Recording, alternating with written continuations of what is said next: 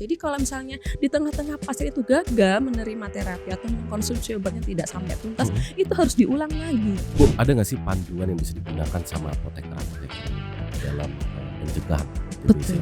Betul.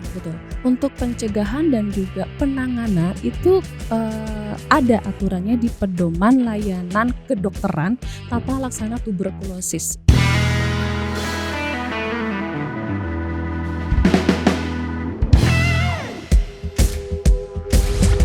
Hai Swipers, pada episode di podcast Mida Expert Spesial kolaborasi dengan Sekolah Farmasi ITB kali ini, kita masih ditemani sama Dr. Apoteker Pratiwi Wikaningtyas MSI sebagai dosen farmasi klinis SF ITB.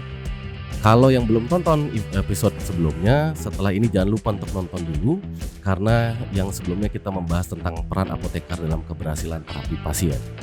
Untuk kali ini kita akan mau bahas tentang upaya menanggulangi resistensi bakteri TB terhadap OAT atau obat anti tuberkulosis. Bu Tiwi, terima kasih sekali lagi sudah datang di podcast kami. Ya, sama-sama Pak Iman, dengan senang hati. Ya Bu, berarti sebenarnya secara sederhana resistensi bakteri TB itu kondisinya di mana bakterinya sudah kebal sama obat anti tuberkulosis. Betulkah statement itu Bu? Oke, baik. Sebelumnya saya ingin menyapa dulu. Halo Swipers. Ya, baik. Berbicara tentang resistensi bakteri terhadap OAT ya, obat anti tuberkulosis. Nah, kenapa sih penting ya untuk tahu resistensi ini? Namanya juga dari asal nomenklaturnya, resistensi artinya dia sudah kebal. Bakteri ini diberikan obat itu sudah tidak bisa dibunuh lagi ya oleh antibiotik. Jadi kalau misalnya bakteri ini tidak bisa dibunuh, tetap ada dalam tubuh kita, dampaknya kan pasti sudah kebayang ya. Pasti infeksi tetap terjadi, angka morbidity tetap ada, kemudian dari dampak harga juga pasti. Ya karena kan obat pasti berganti lagi. Obat apa lagi? Ya berganti lagi. Memang sih kalau obat TBC ini kan karena obat program, jadi masih di cover ya oleh pemerintah. Tapi sebenarnya mahal murah nggak sih Bu? Sebetulnya karena obat program ya gratis sih dari pemerintah. Iya, ya cuman paling nanti kalau ada komorbid, ada penyakit lainnya. Nah ini mungkin nanti ya ada beberapa yang obatnya sepertinya tidak di cover ya oleh asuransi BPJS misalnya. Nah tadi selain dari morbiditas, kemudian biaya yang cukup tinggi, kemudian lama rawatnya atau lama penanganannya itu juga bisa lebih panjang. Gitu ya, 9 sampai 12 bulan. Wow. Ya, itu 9 sampai 12 bulan kalau yang resisten. Kemudian juga angka kematiannya juga menjadi makin tinggi. Makin tinggi juga angka kematiannya. Betul sekali. Ya. Ada angka berapa persennya kira-kira Bu? Kalau kematian sebetulnya sekitar 44 per 100.000 penduduk. Itu angka mortalitas di Indonesia. Ini data yang saya dapatkan dari the global report untuk TB ini. Oke. Nah, apa yang menyebabkan sebenarnya terjadi resistensi bakteri TB pada pasien TBC, Bu? Ya, penyebabnya tentu kalau kita bicara patogenesisnya, bakteri itu bisa resisten itu karena terjadi mutasi genetik. Ya. Mutasi genetik. Ya, jadi ada perubahan nih dalam si bakteri tersebut sehingga dia tidak bisa mengenali si antibiotik itu. Ya, jadi dia tidak peka, alias dia sudah kebal terhadap obat anti tuberkulosis tersebut. Nah, kenapa bisa terjadi mutasi gen ini? Ya, karena pengobatan. Ya, pengobatannya tidak sesuai, tidak patuh. Kan itu sudah sesuai ya regimen terapi untuk pasien TBC, sesuai dengan kriterianya. Ini biasanya pasiennya lupa atau memang ya tidak patuh, tidak mengkonsumsi kembali, atau penyebab lainnya adalah tertular. Tertular dari orang yang terinfeksi bakteri resisten terhadap OAT ini. Ya. Nah, pasien TBC seperti apa Bu yang sebenarnya memiliki resiko tinggi terhadap resistensi? Ya, resiko tinggi. Tadi sudah sempat di-spill ya bahwa memang tidak patuh. Tidak patuh ini ya memang tidak menjalankan sesuai dengan regimen terapinya, begitu ya. Ada yang bolong-bolong, tidak tuntas, begitu. Kemudian ada komorbid. Komorbid itu yang kedua ya. Ada komorbid. Kemudian pasien yang pernah gagal sebelumnya. Jadi sebelumnya itu sudah pernah mengkonsumsi OAT tapi ya karena tidak tuntas, ya kemudian dia harus mengulang kembali begitu ya, mengulang Ada kembali dari kayak awal. gitu, Bu? Banyak. Oke. Iya, jadi kalau misalnya di tengah-tengah pasien itu gagal menerima terapi atau mengkonsumsi obatnya tidak sampai tuntas, Mhm. itu harus diulang lagi terapinya. Oke. Jadi ya tambah lama lagi Tambah lama sebetulnya. lagi. Iya, Benar, benar. betul. Nah, kalau lama begini tuh biasanya dari guideline terapi itu harus dicek fenotip atau genotipnya ya. Jadi menggunakan TCM tes cepat.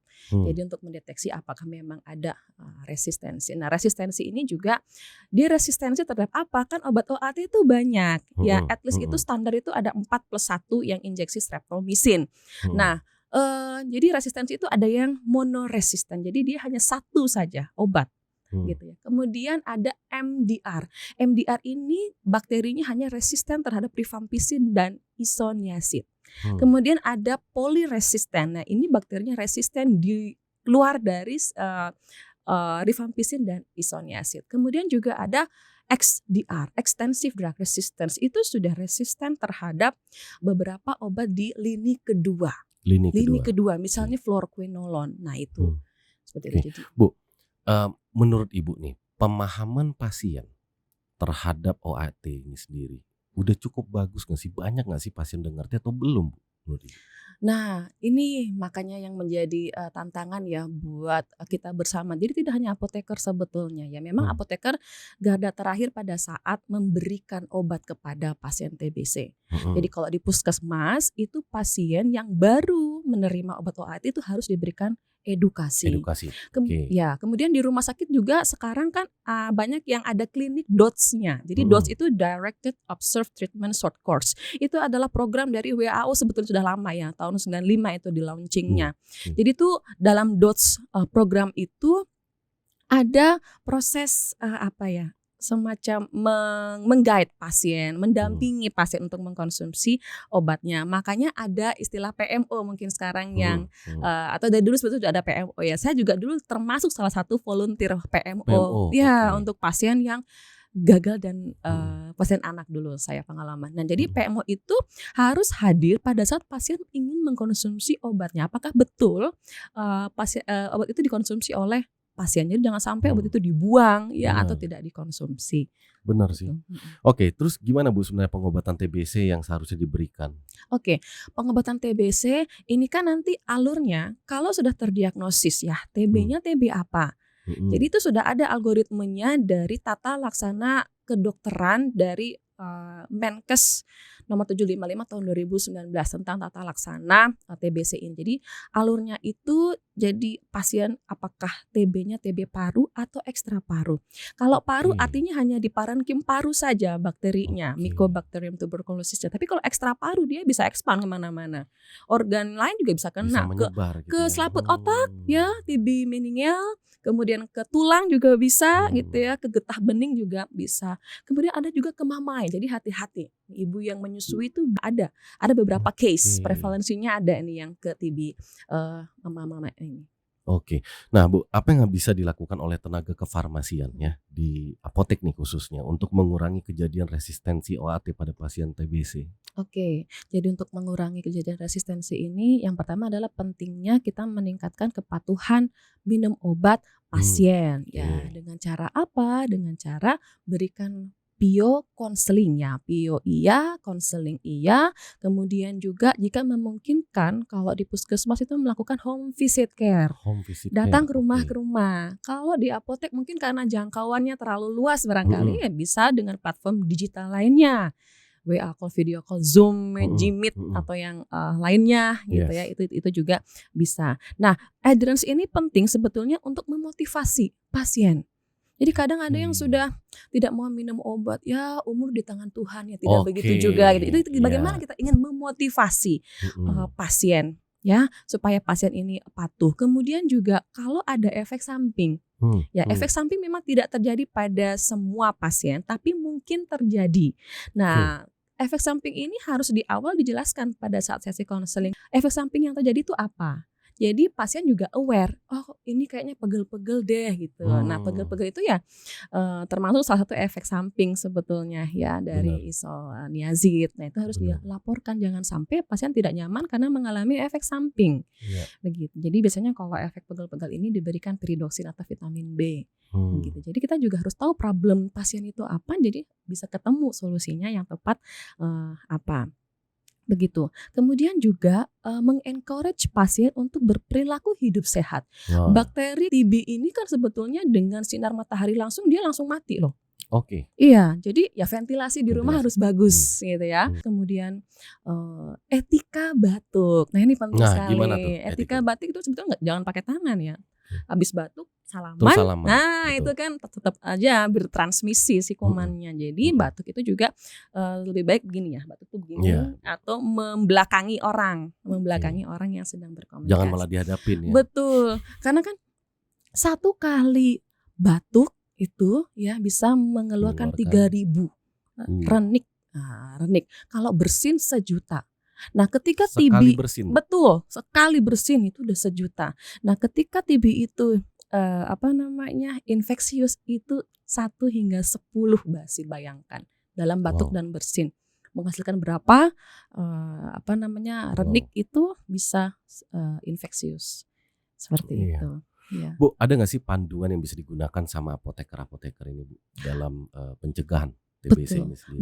Betul. Untuk pencegahan dan juga penanganan itu ada aturannya di Pedoman Layanan Kedokteran Tata Laksana Tuberkulosis. Ini tahun 2019 dari Menkes sudah mengeluarkan. Jadi sudah ada situ lengkap sekali data terkait morbidity-nya ada, insidence-nya ada, mortality, kemudian penanganan untuk TB baru, TB ekstra paru, dengan TB kondisi khusus juga ada, TB dengan HIV, ini banyak. Banyak. Banyak TB dengan HIV, karena kan HIV itu sistem imun menurun. Ya, jadi kalau sistem imun menurun kan berarti akan mudah rentan untuk banget lah, kena infeksi. TB dengan DM juga ada. TB anak, nah itu juga ada diatur di dalam pedoman yang tadi saya sampaikan. Oke, Bu. Jadi apa yang bisa dilakukan oleh rekan-rekan tenaga kefarmasian nih, Bu, untuk menghadapi pasien yang sedang menjalani pengobatan untuk TBC resisten obat, Bu? Nah, untuk resistensi obat karena jangka panjangnya 9 sampai 11 bulan, obatnya juga itu 7 jenis, lebih banyak dari yang sensitif. Jadi kan obat itu lini pertamanya 4+1 ya, ada 1 streptomycin ya yang injeksi. Kemudian kalau yang lini kedua itu selain rifampicin, isoniazid, kemudian ada ethambutol, juga ada yang lainnya golongan quinolone namanya. Ada beberapa, dia total semua bisa 7 ya, 7, dan ini juga harus dicek kalau misalnya pasien dengan kondisi khusus itu bisa lama lagi. Anak juga, jadi ada yang sampai 18 bulan. Lama terapinya, betul sekali. Jadi kan perlu dukungan ya dari keluarga itu psikologis, mental juga. Betul. Makanya juga pada penyakit kronis termasuk TBC ini salah satu komplikasi di akhirnya itu adalah gangguan mental. Jadi depresi ya, kecemasan. Berarti perlu peran psikolog juga kadang-kadang di sini. Nah, ya kita perlu berkolaborasi sebetulnya, karena memang kan target dari NTB program dari WHO, karena kan ini di dunia tinggi sekali ya case-nya ya, 10 juta loh per tahun. 10 juta di seluruh dunia. Jadi memang stakeholder terkait itu harus berintegrasi ya, terkait kebijakan, politik, kemudian nakes, tidak hanya apoteker. Tidak ada apoteker, dokter, kemudian teman-teman TTK, perawat ya juga harus berkolaborasi. Kemudian dari aspek ketersediaan obatnya. Nah, ini penting ini. Iya, penting banget ketersediaan obatnya, untuk inventorinya bagaimana gitu ya. Jadi harus tersedia di di vaskes. Kemudian juga dari aspek keluarga dari pasien itu penting sekali untuk memotivasi, karena kan yang sehari-hari bertemu dengan pasien adalah caregivernya. Betul sekali. Iya sih, Bu. Terakhir, Bu, tips penting untuk apoteker komunitas jika bertemu dengan pasien yang batuk berkepanjangan atau beli OAT di apotek. Silakan, Bu. Oke, baik. Yang pertama, kalau teman-teman apoteker di lapangan ya, di apotek bertemu dengan customer atau pasien yang mengalami batuk, dugaannya mau TB atau bukan, nah arahkan untuk customer ini atau pasien ini ke vaskes terdekat. Ya, ke vaskes terdekat, atau bisa gunakan aplikasi yang sudah ada nih dari Kemenkes di Satu Sehat. Misalnya salah satunya adalah Sobat TV. Di situ bisa pasien secara langsung melakukan screening. Jadi lokasi terdekat pasien itu di mana, hasil screeningnya seperti apa, apakah memang baik-baik saja atau suspek, nanti akan diarahkan. Oh, berarti harus ke puskesmas misalnya. Nah, kemudian apoteker tidak memberikan obat ya jika obat tersebut adalah obat-obat yang memang harus diresepkan. Memang ada obat golongan DOA, daftar obat wajib apoteker, tapi untuk obat-obat OAT ini tidak termasuk dalam DOA. Ya, kemudian berikanlah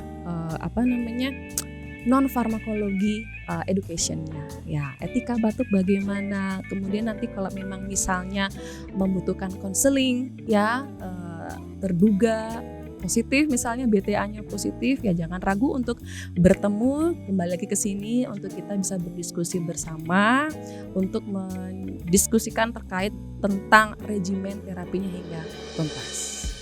Mantap sekali Bu Tiwi. Terima kasih Bu Tiwi atas pemaparannya. Tentunya materi yang Ibu sampaikan tadi bisa membantu rekan-rekan tenaga kefarmasian dalam menjalankan profesinya khususnya saat menangani pasien TB. Terima kasih sekali lagi Bu Tiwi. Sama-sama. Swipers, terima kasih juga buat Swipers yang sudah nonton. Jangan lupa untuk like, share, dan subscribe akun YouTube kami serta nyalakan fitur notifikasinya supaya tetap bisa up to date dengan konten-konten kami yang berikutnya. Sampai jumpa di episode berikutnya. Meet the Expert, podcastnya Apoteker. Salam sehat.